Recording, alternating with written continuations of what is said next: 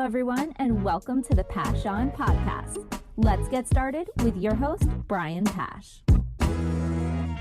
Hi, this is Brian Pash, and welcome to an exciting interview with industry leaders changing the face of automotive retail. I have Kerri Weiss, Chief Marketing Officer, here at the most amazing retail platform, AutoFi. Kerri, welcome to the show. Thank you. I'm so excited to talk to you, Brian.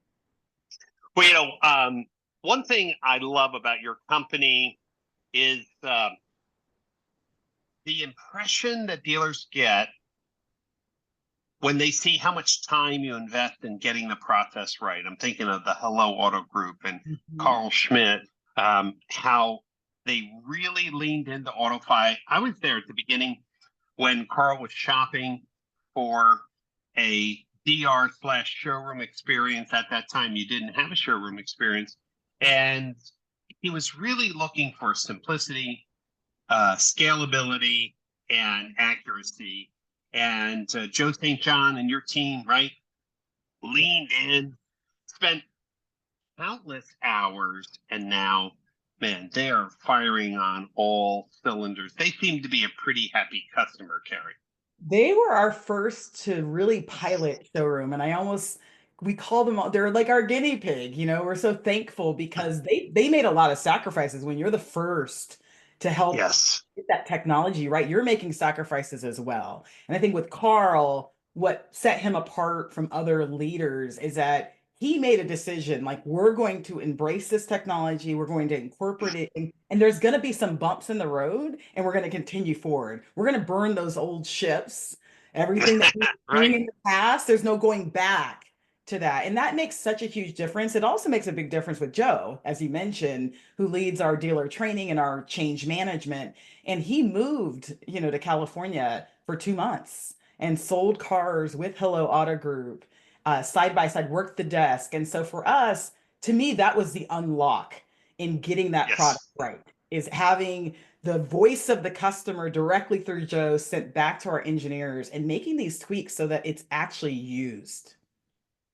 Yeah, and without disclosing past attempts, Carl had tried 2 other platforms, and he came to me early on and he said, Brian, I'm a little discouraged, but I have a vision what the retail process is going to look like.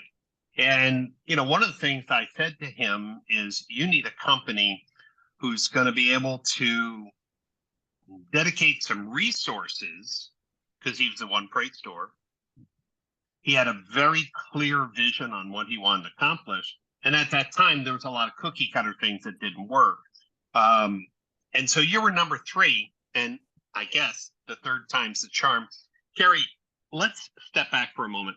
During COVID, the pundits said by 2025, something like 30 to 40% of all transactions would be happening online. Of course, we're not at 5%, and it's 2024, quickly 2025. So I guess, what problems are we solving for today that are working? And then what are some problems that we still haven't been able to resolve? Well, I certainly think that digital retail had some value, obviously, to not only consumers and dealers. From a consumer standpoint, when you talk to consumers, when you see the surveys, we know they want to do parts of the process at home. They want the flexibility to shop the way they want to shop. So if they want to calculate a payment or get a trade value, they want to be able to do that at their own leisure. And I think digital retailing solved certainly for that. I think where the breakdown happened is ultimately this is an expensive purchase. It's a complicated purchase.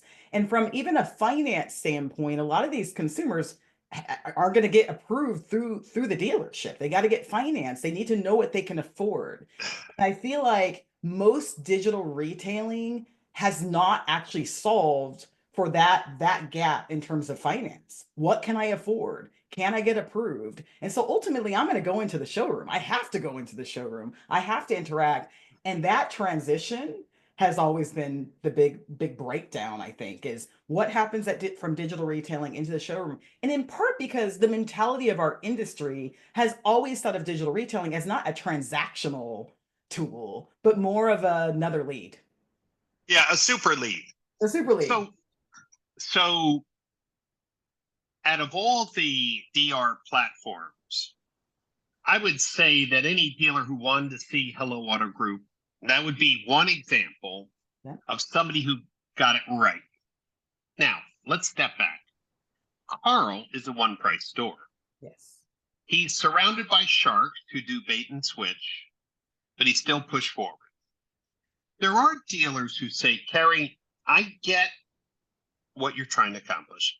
And look, AutoFi can do an accurate trade, an accurate payment, if the consumer wants to provide some information. But I have competitors who are advertising cars, under their cost because they're going to hammer them in F&I. So your tool is always going to show that I'm more expensive. I'm going to lose that customer. And I think for some dealers, this is their big right. If I disclose the full price and my competition is just making up crazy numbers, I'm always going to lose. What would you tell a dealer who's listening in saying, I wish I could get my team more bought in, but everyone's afraid of showing our, like out the door monthly payment with fees and F&I, but no one else is doing it, so I look too expensive. I think oftentimes we're not looking at the big picture of what we're losing by not giving this information, by not engaging this customer, by sending them down this rabbit hole on our site where they click on some CTA and it says, someone will get back to you soon. We're losing more customers. If we really had a measurement of how many customers run into dead ends on our website or dead ends when they're talking to our people on the phone and leave and go buy somewhere else, or they don't know what they can afford and we don't give them the tools to be able to pre-qualify or get approved. And what do? I go to my bank. I go to my bank to figure that out. I actually, to answer your question, I think we lose exponentially more customers by withholding information, by putting dead ends to our website and our experience than ever we lose by giving information up. I mean, the reality is customers are going to shop, but if I'm on your website, I'm further down the funnel than most. I've worked at third-party websites in my career, and Yes. right, if someone makes it to a dealer's website, they're more, I would say they're more serious than the shopper that's on a research site or the shopper that's still trying to figure out what car they want. So I think we need to not worry about the fear of loss and think more about how do I stand out in this sea of sharks who are all wanting to withhold information. How do I stand out? How do I hook that customer so that they continue on through my website? How do I hook them so that they don't leave my showroom? And I would say what we have seen is it's a win-win. Giving information, engaging the customer, giving them choices actually has resulted in them not shopping, them not going elsewhere, and they've actually spent more money too. Well, I would say that I love your response, and I believe that it takes a commitment, though, right? A consistent commitment. I think it takes a strong leader. So I think digital retailing, connected, as my brother Glenn talks about, that connected marketing to sales experience, advertising your offer, demonstrating it's available on the website, remembering your commitments when they come into the showroom and delivering on that, right? This idea of connected marketing. Well, it takes a strong leader to get everyone singing off the same playbook. Let me ask you another question, because you've been in, the firing lines, in the front lines, on stage asking questions. One of the other issues is with a complete platform online and in the showroom, which you have available now. You have some folks that, I love my desking tool. It's like a sacred, cow. Or, hey, I love our menuing system. It's so magical. How do you get somebody who's very territorial. Yeah, you can put whatever you want on the website. When someone comes in, I don't really buy into that everything has to look the same. Our method has proven to work. How do you deal with those very strong personalities? I've seen them Yep. who want to hold on to what I would say old tech. So, when we think about the showroom, while we have a connected platform, digital retailing, website to showroom, we really think about the showroom as it could be a standalone platform. In other words, you can work it with any customer that's coming in, whether they were on your website or not, right? Because that mentality has to be there that this is the platform, this is the way in which we're going to present numbers through this platform. And so for us, what has enabled us to get dealers to move away from their desking, one is to be integrated with the systems. In some ways, we are a third system. There's the CRM, and you have your customers in that CRM, you're pushing them into AutoFi, you're working the deal, you're getting them approved, you're presenting F&I products if that's what you'd want. And then we integrate with most major DMSs and you're pushing them back into the DMS. We integrate with Dealertrack and Route One.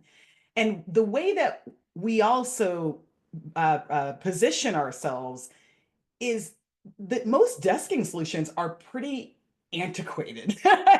Is I'm going to get like killed by saying that, but I think most technology, and at least the long-standing desking solutions, are antiquated and not actually solving for some of the major problems that still persist. Let me give you a couple examples.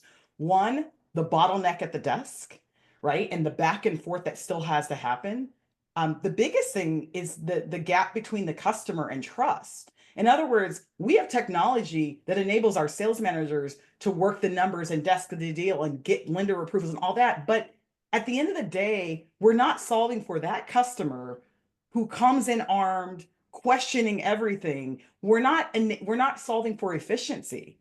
Our people being able to do more and not have to go back and forth to the desk 5 times because the customer wanted to change small aspects of the deal.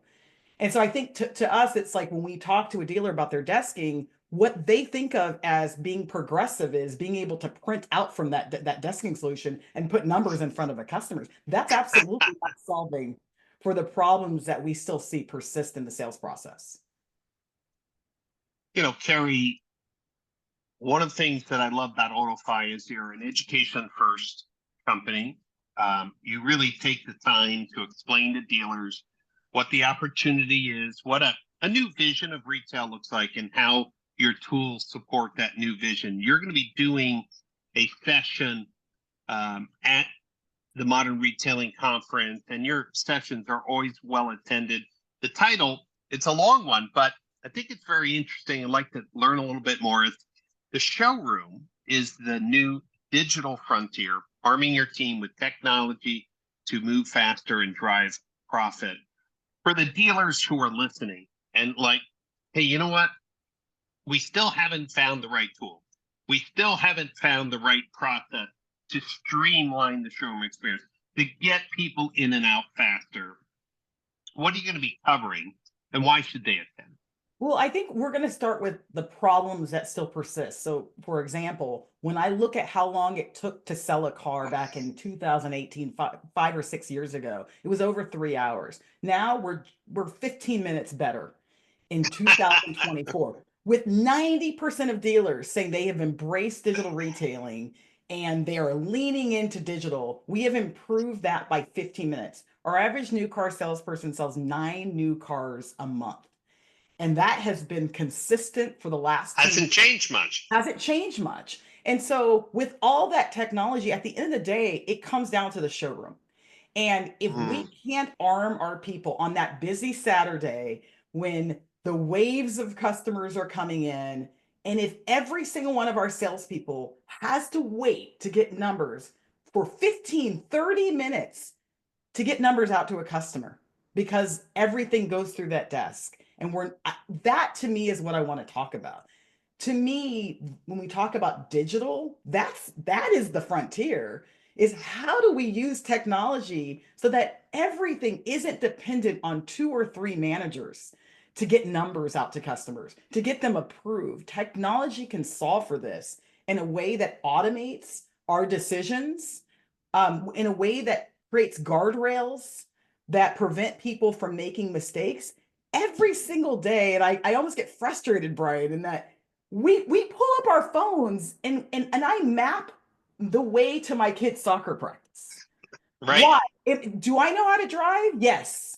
Am I an expert on the route? Yes. But I use Google Maps because it knows in real time when there's accidents and things like that. And so I use that as the analogy of our opportunity in the showroom, that we can actually empower a Greenpeace salesperson to present a number faster with technology, with guardrails that don't let them discount the vehicle. Yep. We can get a lender approval today. We can get a lender approval set up with the way that you would have thought, your decisions you would have made without having an individual shotgunning it out to several lenders. To me, we have focused so much on the online experience and technology, and I still believe in that. That's what I obviously have spent most of my career talking about, but to the detriment of actually arming our people with some of that same technology. And that's where the rubber hits the road, like the showroom. And we've ignored That's it. right. So let's go back to my Yeah. good friend, Carl Schmidt, Hello Auto Group, Progressive, one price. So Yeah. they take a lot of the going back and forth out. Do you know what their average time is for a transaction at the Hello Auto Group? Yeah. So our average time we have about 200 stores that are using our showroom, Hello being one of them. And so I'm going to give you some just averages overall. I want to just emphasize that I would say 90% of our stores are not one person, one price. That's right. That's right. They're unique, Personal. right? So they should be the lowest, Yeah. you know, The- as a benchmark, but yeah. they're the exception, not the rule. Yeah, most of them. And I say that because a lot of times when dealers hear about this kind of technology or process, they go, oh, that's one person, one price. No way. No. No way Right. do I ever want to do that. And a lot of times our traditional stores see this as, how do we get numbers out faster? How do we get more credit apps and approvals so that we can get them in F&I and they feel good and they spend more money with our F&I? And that's ultimately what we're seeing. So here's the stats that we see. On average, from first pencil to lender approval, it's about 28 minutes. And that's across our couple hundred of stores. And so if you think about it, that's negotiation and finance. That's usually probably at least 3 times longer when you talk about the Right. back. That can be a 90-minute process at most stores. Absolutely. So time is one thing. One thing we see is less fight in terms of the customer saying yes. And it has been, Brian, a shocking thing for us in terms of the psychology of the customer. And I think it comes down to, one, the customer is shocked that that salesperson's not leaving them, that they're actually a part of the process, and we give them choices. And so what I think is really important, and I'm going to talk about in my session, is a lot of times in the car business, we don't give a lot of choices. And we know that when a customer or consumer has choices, their chances of buying are higher. If you look across studies outside of automotive. And so we do a lot of, here's the price, yes or no. Here's what we got you approved for, yes or no. And what we're finding is, by empowering the customer to be involved in choosing their term, choosing their down payment, to get 3 choices in terms of a lender approval, Right. they might come in saying, I will not do more than 10% interest. And because they have 3 choices that are above 10%, they choose the lowest one. And so we're finding that choice is a big part of it, and they're more likely to say yes. And the most important stat that has not surprised us, but has just opened our eyes a little bit, is profit. There's this idea that I give more information, I'm going to make less money. My managers know how to do it best. We have seen a $700 increase in back-end PVR across our 200 stores on average. And that's an average. Wow. We have stores that before and after are in $1,000 more back-end PVR.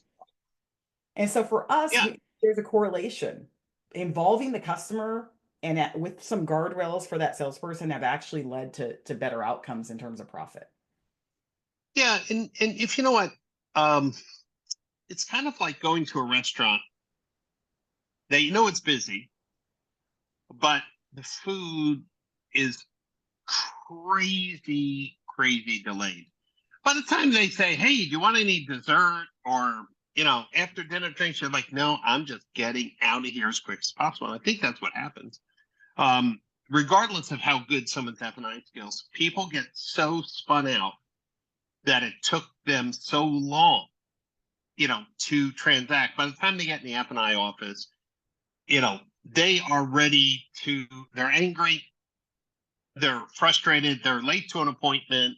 And a lot of that is psychologically impacting their willingness to spend more because you didn't give them a good feeling from what they agreed to, at the beginning. Yeah. I look at, I just bought a car Mm-hmm. and I did it completely over the phone. Mm. And that was the second time I did it over the phone. And I was dealing with the salesman and the F&I manager. And yes, they knew I was in the business, but here's the point. It didn't mean the F&I manager didn't go through. He was like, hey, Brian, listen, I know you're in your business. Let me just tell you things. So here's the special rate that the OEM is giving. And I knew it was a good rate. So do you want to finance? I said, yes, I want to. How much you want to put down? Okay, told him. Okay. Now, just want to let you know, on that particular car, those wheels, those rims are super expensive. And are you going to keep this car for a while? I said, yeah, I normally keep my car 4 or 5 years. Well, you may want to take out, the tire and rim. And this was for Kerri. And I was like, you know what? It is a pretty big car. There's a good chance that, curbs can be clipped. I'm like, yeah, everything was so easy. And he just made it very, okay, do you want to get this? Like, no, I don't need that. How about this? And we just had a conversation. Yeah. And the transaction, the car was delivered to my house 3 days later. I did everything over DocuSign. Easy. And here's my point. There are people that I've recommended to dealers, hey, these are my friends, take care of them, and it's still 2+ hours. Yes. Yes. And I had such a great experience with this dealer. And I was like, these guys understand. They pivot to what the customer wants. They give the tools that the customer needs. And I knew already a few things I wanted to finance. Why force people down like a square peg in a round hole? Get them more engaged. And I've seen what, Carl and the Hello Group is doing on AutoFi. I've seen other platforms as well. Yeah. Really takes that clear vision. I want to do what's best for a customer and make my most money. And that's the 100%. piece I think that dealers miss. They think that the system is an expense and not a profit center. But your research is saying improve the process, improve the profit, improve the customer experience. Now, give me your reason why you don't want to change. Yep. Yeah, and I think what we try to do is we try to angle it. Yes, customer satisfaction matters. You want to make the customer feel good, but we also try to angle it from your sales team standpoint. The reality is that most salespeople aren't looking forward to talking numbers and going out there with the grind. The reality is, Yeah. and what we've learned from Hello, is there's this new generation. And Hello, if you look at Hello, they have a lot of Gen Zers. They have a lot Yes. of young people who have never sold cars before. Hairstylists, Amazon warehouse workers who are selling 28 cars, 40 cars a month. And the reason why is partially because the environment Hello has, but also what we find is that the technology actually makes these green peas more confident. It adds consistency in the way that their process is. And so I always say in the car business, in some ways, we're arming these young green pea, new generation, COVID generation, never learned how to sell cars, right? We're arming them with outdated tools to go to war in the negotiation. We're saying, hey, take this piece of paper and go out and sell that grumpy customer who's bought 7 cars and you've been selling cars for 1 year. And go out and convince them to take these numbers. And what we often find is the screen people believe a screen in some ways more than a person. Yeah. And we, Well, right. I think it's also the same screen with the same numbers, with the same Yes. graphics that they see online is in the Sure. store, right? I think there's a trust factor.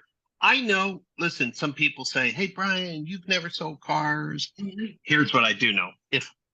And I've said, and it's not always the case where a dealer would allow me, to sell cars. I think, it's a little disruptive. I'd be a great car seller. But Right. if I had to do it, I would want to work at an environment like Hello because Yes. I multitask and I don't want to deal with paper and I don't want to deal with back and forth. And when I've talked to, like, I was at Walzer a few months back and they have a dude that's doing 70 cars a month. Right. That's And amazing. Wow. I'm like, man, he's my man. I was like, and here's why. It's like very similar to Hello, right? They have a process. Price isn't the negotiating factor, and it's really about serving the customers. And that's what I love to do. I like to help people. Yeah. So, I get the politics of dealers doing whatever they want on how they want to sell. But I want to encourage the dealers who are listening. If you have been burnt out that platforms haven't worked, I want you to look in the mirror and say, is it a leadership issue that has been part of the reason why it hasn't succeeded? Has it been a platform that was too rigid? Mhm. Was that part of the solution? And number three, your workforce isn't diverse enough to give you the positive feedback that these tools are amazing, right? Because if you have a much older workforce, who wants to change anything? Like if you're using that as your benchmark, hey, I only got people who are here 20 years selling cars. I'm like, no, good luck with that change. Right. That's why I think your workshop can be really important. Um, because I want dealers to see what's possible now without the exaggeration, Yes. right? That this is solving all of the world's problems. It's solving some very specific problems Yes. that are important to solve. And when you solve them, you make more money. Come on, let's go. What's holding the world back? 100%. And I think from a technology standpoint, we have to be flexible to meet the dealers where they are. And so there's one person, one price stores, like to your point, that are going to be using it from price negotiation through lender approval through F&I menu. And then we have other stores that are like, I don't want the F&I menu. Or I want my process, I want this technology to fit in my process here. And to Yes. me, that flexibility is really critical because sometimes in technology, we build things that are very linear, that an engineer has determined this is the best way of using it. And I think what we have found is meeting the dealers where they are. Maybe they're not ready for everything, but can we get you to do a first pencil immediately and not wait 30 minutes? That's progress. That's Right. progress, right? And now we can work with you from there to say, hey, what about lender approvals? Why don't we adopt that piece? Why don't we adopt, right? And I think we can work from there. But to me, the first step and why we've had some success with this is that we're able to work with all these different dealers and philosophies and still kind of fit in to a process that they're comfortable with and then progress from there. And I want to go back to one thing only Yeah. because I've seen it in action. Um, and I'll just personalize it. So my son Connor is very different than me. Mm. You would almost say in some ways polar opposite, doesn't like to be in the public eye, doesn't like to be speaking and presenting, but he's brilliant and talented. He understands software. He can read something and figure things out. He's never said, hey, Dad, I want to be a car salesman. But with your platform, he would succeed. If he had to stand on the point and compete in a traditional model or go back and forth with the price and feel like he's disappointing people, he would hate it. But I just know that the technology, he would flourish because I can ask him something about a product and he'll know year, date, color, limit, anything, the things that he liked, he knows it here in his head. Yeah. So when I see some young people on really modern retailing software, they thrive. And when you think about it, when you go to, let's just say you go into a Starbucks, there's always one or two people who are the most amazing people ever. You're like, man, I need that. Or you go into a Macy's or a Nordstrom and you're like, how much you making here? And they're like, oh, I'm making, $17 an hour. I'm like, how about doubling that? And well, how would I do that?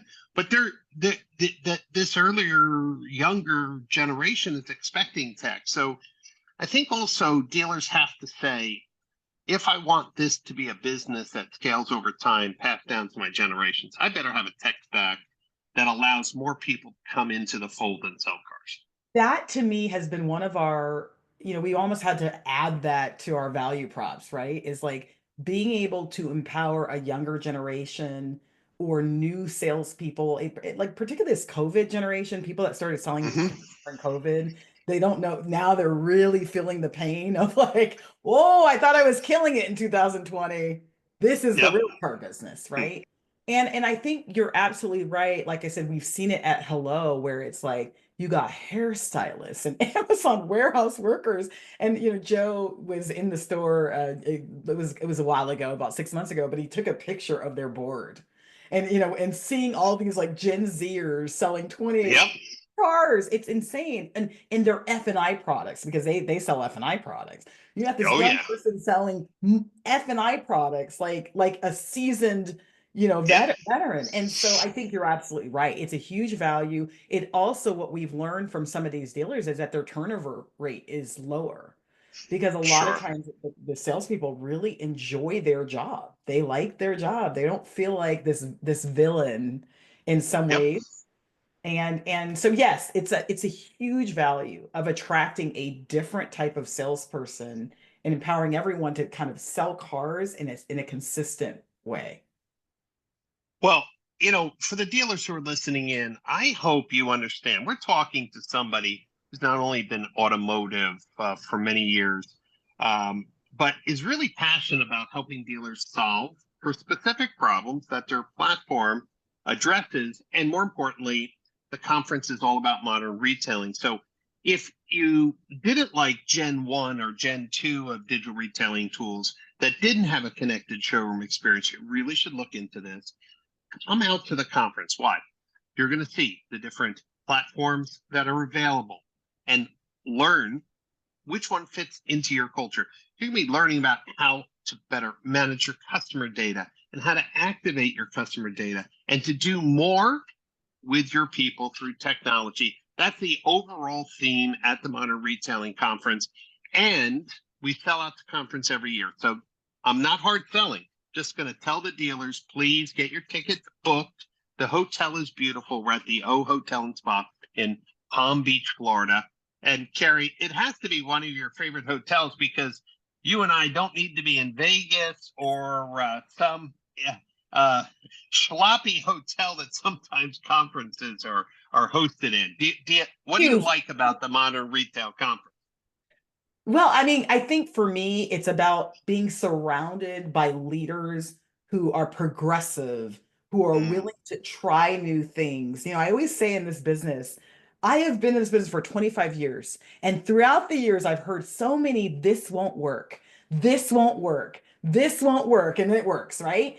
And that's not the type of people that are at your conference. These are people that's that right. Now, these are want the to people learn. who are challenging the status quo. Yes. This And can't, sharing. I mean, that's the key. The yes. networking and the knowledge exchange is amazing. So for dealers, go to modernretailingconference.com. Tickets are extremely affordable. We have a great room block, which will be expiring soon. So get your tickets and hotel locked in now, especially if you're looking for what is the new tech? Where can I save money and make more money? These are some of the current conversations. Economic conditions are a little challenging. Well, you heard it from Kerri, PVR up, customer satisfaction up, turnover down. That's part of your strategy for 2025. How do I do more with the people I have? costing me less and making me more. That's part of the reason you should go out to the modern retail and to interact, as Kerri said, with all the colleagues. So hope to see you out there. And if this is the first time you're listening to one of my podcasts, you should know that there's a whole series of interviews with the speakers and educators that will be at the Modern Retailing Conference. So just take a look at my podcast channel, listen to all the speakers, including Kerri, and share them with your colleagues. Come out to learn and to transform your business to help you sell more cars and service in a digital age. Kerri, once again, thanks for being an amazing guest. Tell Joe I love his energy and passion. And hey, listen, all the best between now and then, and I will see you shortly in Palm Beach at the Modern Retailing Conference. See you there. Thanks, everyone, for listening in. Take care.